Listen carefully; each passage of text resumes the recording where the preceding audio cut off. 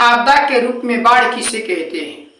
उत्तर साफ है, भारत की जलवायु मानसूनी है और यहाँ की खेती और कृषि भी मानसून पर आधारित है। यहाँ के किसान मानसून के आधार पर फसलों का उत्पादन करते हैं।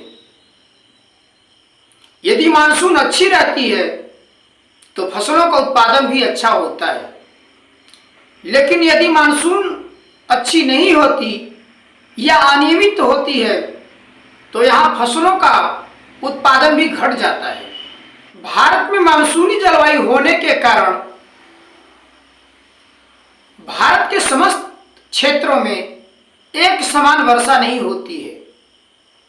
कहीं पर बहुत अधिक भारी वर्षा होती है तो कहीं पर बिल्कुल वर्षा ही नहीं होती, और यदि कहीं पर वर्षा होती भी है तो आवश्यकता से कम होती है,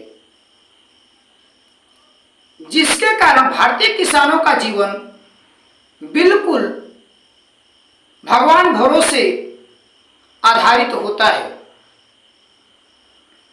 हम बाढ़ उस परिस्थिति को कहते हैं जब किसी क्षेत्र विशेष में आवश्यकता से बहुत अधिक बारिश होती है, जिसके कारण पहले से ही खेत खलिहान और तमाम गांव बाजार पानी से भर जाते हैं। इसके बावजूद जल स्तर नदियों का इतना अधिक बढ़ जाता है कि वो अपनी किनारों की मर्यादाओं को तोड़कर उनका पानी जो है गांव और शहरों और कस्बों में बहने लगता है, जिससे खेतों की फसलें नष्ट हो जाती हैं। गांव और कस्बों में पानी खत्म होने या सूखने के बजाय गांव और कस्बों में और अधिक पानी गहराता जाता है, अर्थात और अधिक पानी भर जाता है, जिससे वहां के जीव जंतु मारे जाते हैं।